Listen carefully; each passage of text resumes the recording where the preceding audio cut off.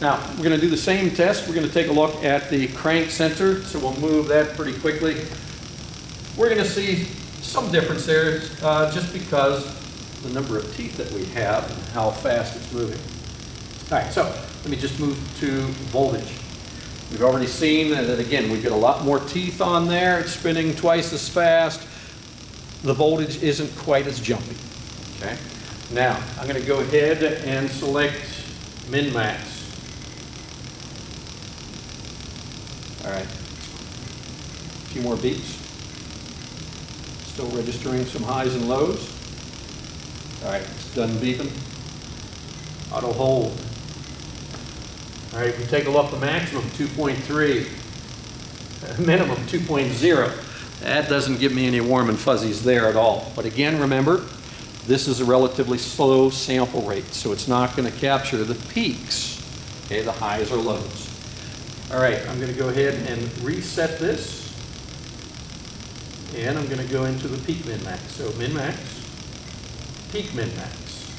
And again, 0 to 5 volts, so my 6-volt auto scale is going to be fine.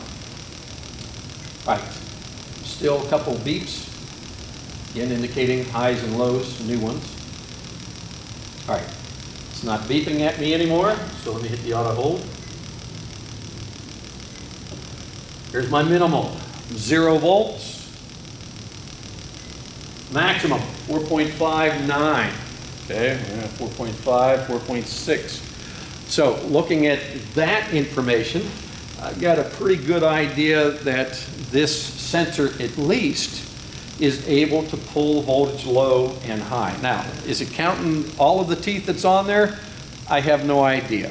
All I know that at least once this voltage was pulled completely to 0, and at least once the voltage has climbed to over 4.5 volts. Okay? So I at least know that it's doing some functioning. Let me exit out of here. All right, we're back in DC volts. I'm going to select Hertz.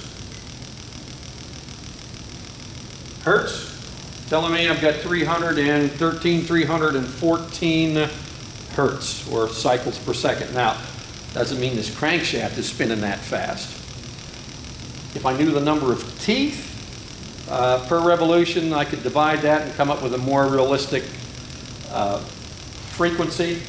But again, if I know the number of teeth that are on here, and again, you're only going to know that by experience, so tearing it down or tracking down some information through others that have done this. But again, if I know approximately what frequency this thing should be operating at, if this comes to the right frequency for this given RPM, and I have a 0 for a high, so a low, a 5 for a high, or a 4.5 for a high, then I'm going to say that the crank sensor is probably doing its job just fine. But again, a little bit of math involved there.